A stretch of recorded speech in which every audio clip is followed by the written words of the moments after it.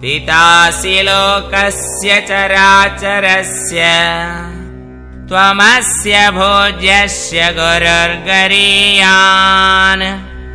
न त्वः समोऽस्यभ्यधिकः कुतोऽन्यः लोकत्रयेऽप्यप्रतिमप्रभाव तस्मात् प्रणम्य प्रणिधाय कायम् प्रसादये त्वामहमेशमीड्यम् पितेव पुत्रस्य सखेव सख्युः प्रियः प्रियायार्हसि देव सोढुम् काङ्क्षन्तः कर्मणां सिद्धिं यजन्त इह देवताः क्षिप्रं हि मानुषे लोके सिद्धिर्भवति कर्मजा चतुर्विधा भजन्ते मां जनाः सुकृतिनोऽर्जुन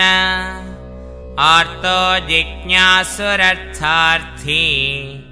ज्ञानी च भरतर्षभ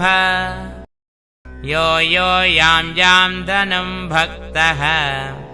श्रद्धयार्चितुमिच्छति तस्य तस्याचलां श्रद्धां तामेव विदधाम्यहम् पत्रं पुष्पं फलं तोयं यो मे भक्त्या प्रयच्छति तदहं भक्त्युपहृतम् अश्नामि प्रयदात्मनः यत्करोषि यदश्नासि यज्जुहोषि तदासि यत् यत्तपस्यसि कौन्तेय